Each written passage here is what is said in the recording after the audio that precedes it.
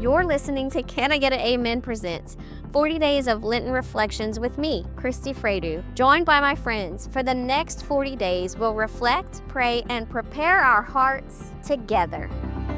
Lord have mercy, let there be light. Welcome back. It's Holy Week, y'all. Holy Thursday. We almost to the end. Y'all might be a little delirious like us. It's been a long desert period. Struggling through it. Tiffany Perkins is back with me to talk about Holy Thursday and her favorite. The Last Supper. The Last Supper, the betrayal of Judas. The hot.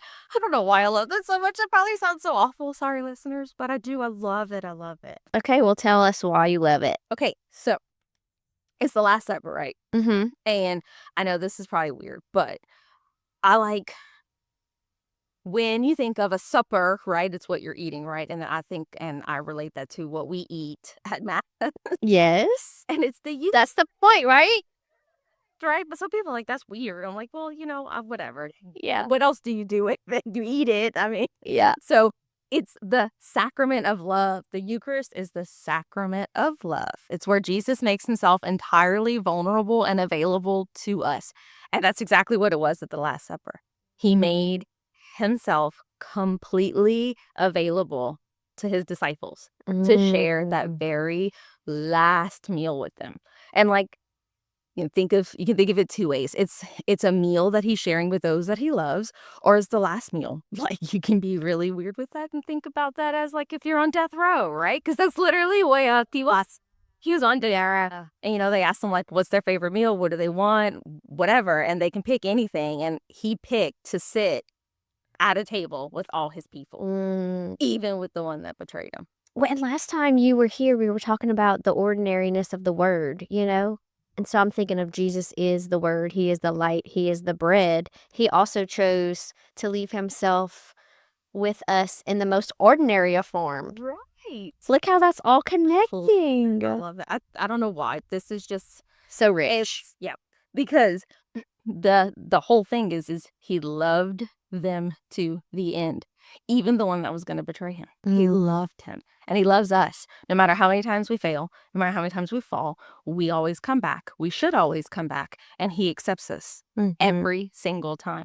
Even if we, as we talked about for a few weeks ago, even if we don't go to confession appropriately and properly, he still wants us to come. He still wants to accept us and take us just as we are.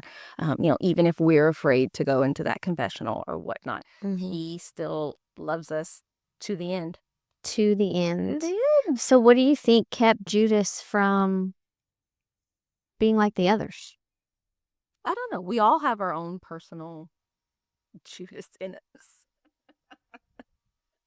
Prideful. We all have pride. Right, yeah, 100%. We all have that little, you got the two angels sitting on your shoulders, right?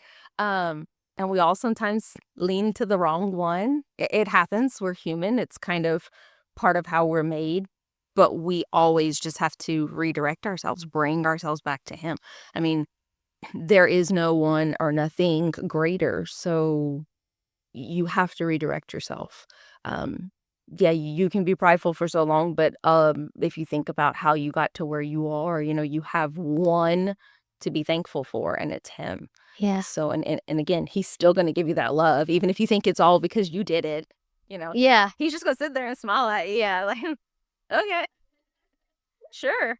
And we get to see that lived out, in the church on Holy Thursday by the washing of the feet. That regardless of what happened, he is still there. He wants to serve us and not just be our shepherd, and wash the feet of even those who would betray him. Right. Because his love is based on that, right? Like, he didn't wash their feet for the performance of it all. It's because it's in his nature to love you, to support you, to be there for you.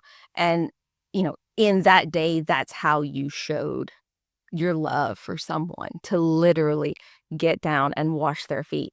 And it's one of my favorite things that happens on this day in the church, specifically at our church. I love how they have everyone that was chosen process up, and then the priest literally gets down and washes their feet. And to witness something like that, because it makes you, you get that visual, right? Like you can read about it in every single book, all the stories, but to get the visual and to visualize, that priest being him and doing that for all of those, no matter what background, what walk of life, all the things that they come from, they're all in the same space with him at that moment, and they're getting their feet washed, and it's beautiful. It is beautiful.